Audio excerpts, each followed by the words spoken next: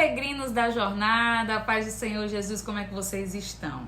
Eu já quero iniciar lembrando que a jornada só acaba quando termina, isso mesmo. Ou seja, precisamos seguir caminhando, porque o caminho também faz parte do destino. E não só isso, a maneira como nós caminhamos é que na verdade vai determinar esse destino. Qual é o seu destino? Se estamos caminhando para nos encontrar com Jesus e habitar na Sião Celestial, precisamos nesta caminhada do auxílio do Espírito Santo para ter longanimidade, que literalmente quer dizer ânimo longo. É permanecer animado, disposto, buscando, confiante, fervoroso, não importa quanto tempo já tenha se passado. Por isso que eu inicio hoje rogando que em nome de Jesus todos sejamos abençoados com longanimidade. Por isso, te anima, criatura, vamos seguir famintos, buscando nos aprofundar na palavra. Vamos seguir buscando conhecer e nos apaixonar por esse Deus que nos amou de uma tal maneira que entregou o seu único filho Jesus para que fôssemos livres da condenação. Aleluia. Vamos meditar no capítulo 9 de Esdras. Primeiro vamos recordar o contexto. Encerramos o capítulo 8 com aquela sensação maravilhosa de vitória. Eita glória! O altar e o templo foram reconstruídos.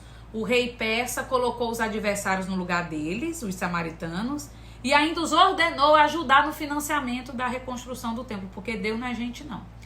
Depois que a reconstrução do templo foi finalizada, passaram-se 60 anos e mais um grupo de judeus, o segundo grupo, retorna a Jerusalém sob a liderança de Esdras, e com a bênção de Yahvé a viagem foi um sucesso, e Esdras chega a Jerusalém trazendo mais levitas, sacerdotes, dinheiro que eles estavam precisando, animais para os holocaustos, e levando a si próprio, com o propósito de ensinar ao povo a lei do Senhor.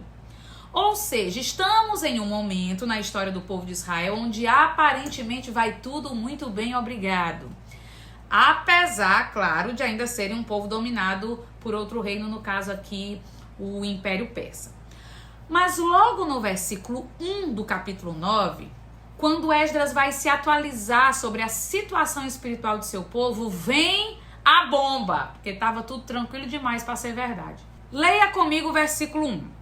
Acabadas, pois, essas coisas, chegaram-se a mim os príncipes dizendo: o povo de Israel e os sacerdotes e os levitas não se têm separado dos povos destas terras, seguindo as abominações dos cananeus, heteus, ferezeus, jebuseus, amonitas, moabitas, egípcios, amorreus, porque tomaram das suas filhas para si e para seus filhos.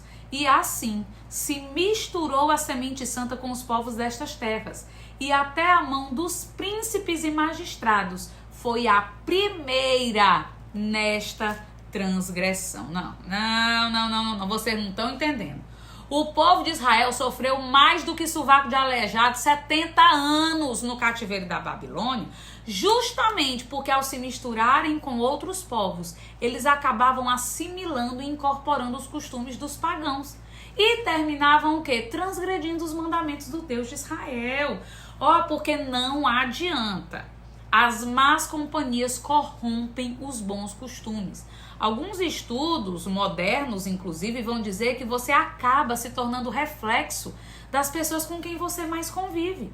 Israel havia sido chamado para ser uma nação separada, a fim de se tornar exemplo e ensinar os outros povos a viverem segundo a vontade de Deus. Mas, infelizmente, ao invés de influenciar, eles sempre acabavam sendo mais influenciados. É que nem a história da princesa que beija o sapo. O ideal é que quando a princesa beija o sapo vire um príncipe. Mas na prática, o que costuma acontecer é a princesa beijar o sapo e virar uma sapa. Deus nos defenda. E agora, pouco tempo depois de serem libertos do cativeiro, eles começaram mais uma vez a desafiar a instrução de Deus de evitar concessões espirituais e de se separar do modo de vida dos outros povos. E essa bagaceira toda começou pelos líderes, pelos sacerdotes e pelos levitas. Eles estavam conscientemente desprezando a lei que Deus dera por intermédio de Moisés, que proibia terminantemente o casamento misto. E, abrindo um parêntese, se você acha que esta ordenança só fazia sentido no Antigo Testamento, Paulo também ensina em 2 Coríntios, capítulo 6, versículos 14 e 15. Não vos prendais a um julgo desigual com os infiéis, porque que sociedade tem a justiça com a injustiça? E que comunhão tem a luz com as trevas? Que concórdia há entre Cristo e Belial? Ou que parte tem o fiel com o infiel? Entenda aqui algo muito importante. O propósito e chamado de Israel era para ser uma semente santa. E nós não estamos aqui falando de raça ou etnia como a ideologia do Hitler, mas sim de uma questão espiritual, de pureza e separação do mal. Assim como nós, seguidores de Cristo, também devemos viver de uma maneira distinta do mundo ímpio à nossa volta.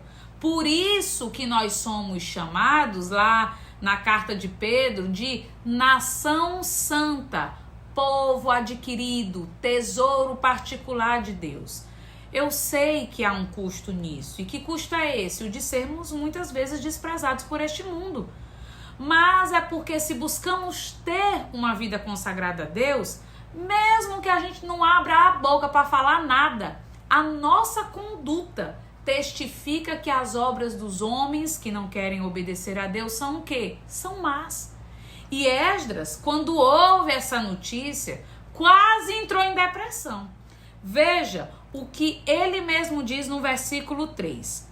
E ouvindo eu tal coisa, rasguei a minha veste e o meu manto, arranquei os cabelos da minha cabeça e da minha barba e me assentei atônito. Esdras ficou embasbacado. Ele deve ter ficado anestesiado, em choque por algum tempo, tipo dizendo, eu não acredito, não é possível que esse povo não tenha aprendido a lição.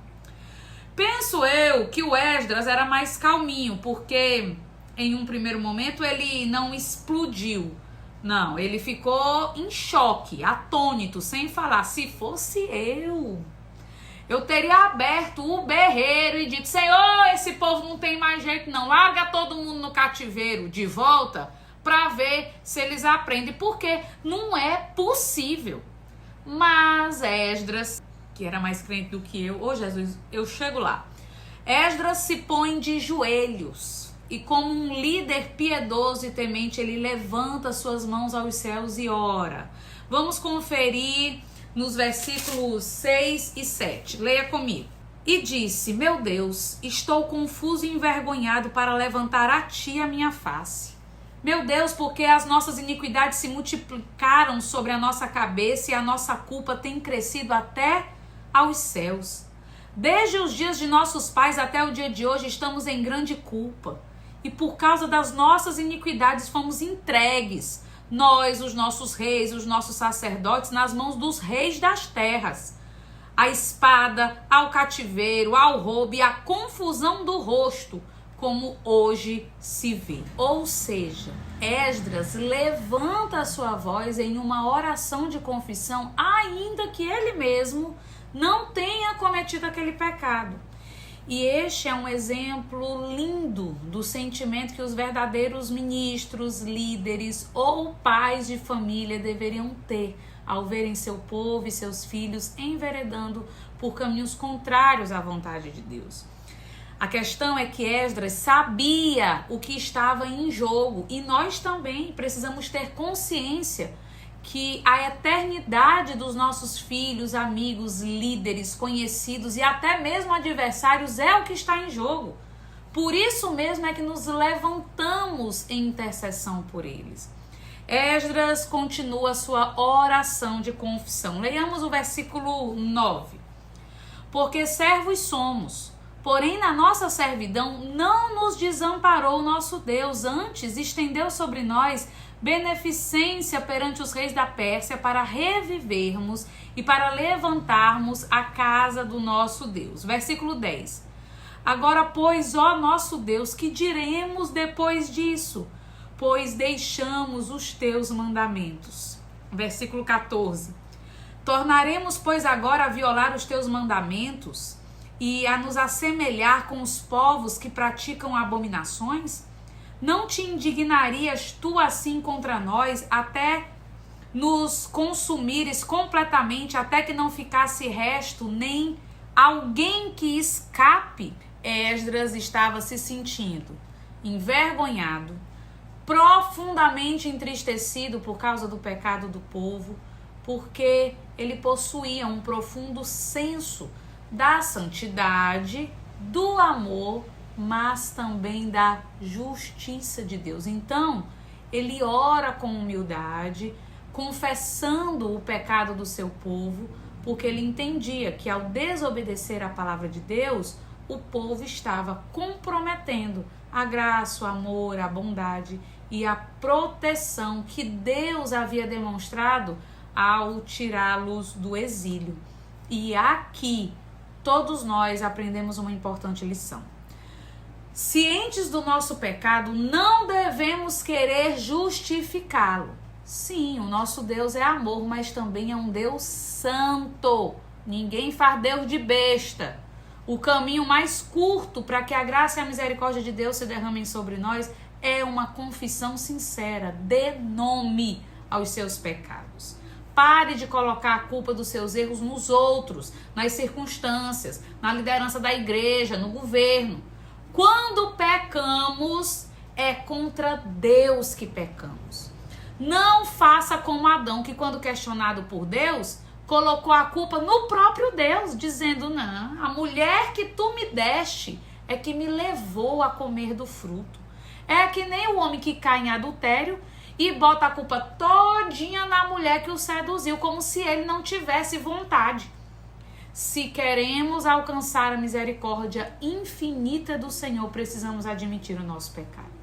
Precisamos chorar mais e lamentar o quanto temos nos afastado da lei de Deus e da vontade dele para nossas vidas. Porque essa disciplina divina é que vai produzir frutos de justiça.